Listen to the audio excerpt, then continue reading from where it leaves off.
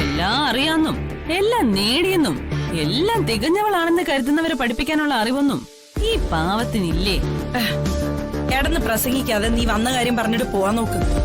ഞാനും അമ്മയും അച്ഛനെ കാണാൻ പോവാ.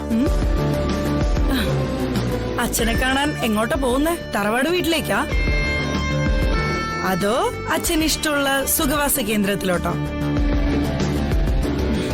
നിനക്കൊന്നും ഒരു അന്തസ്സും ഇല്ലേ? അച്ഛനെ കാണാൻ പോകുന്നത്ര.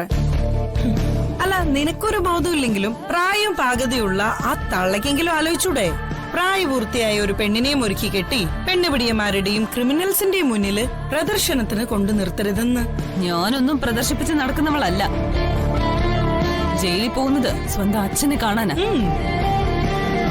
ഒരു തെറ്റും ചെയ്യാതെ ജയിലിൽ കിടക്കുന്ന മനുഷ്യന് ആരെങ്കിലുമൊക്കെ പുറത്തുണ്ടെന്നൊരു തോന്നലെങ്കിലും കൊടുക്കണ്ടേ?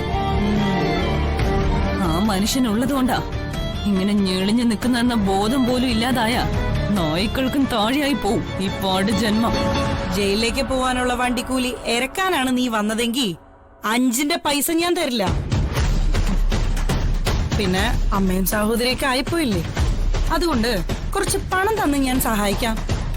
അതും വാങ്ങി രായ്ക്ക് രാമാനം ഈ വീട് വിട്ടു പോയേക്കണം. എന്റെ കൺമുന്നിൽ കണ്ടുപോരുത്. എന്താ കണ്ടീഷൻ ഓക്കെയാണോ?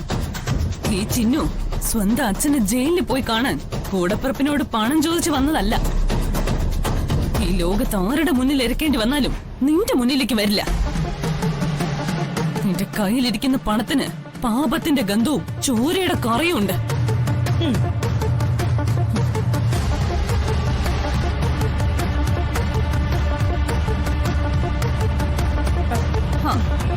പിന്നെ എന്റെ ചേച്ചിക്ക് ആ മണിമാല വേണ്ടേ?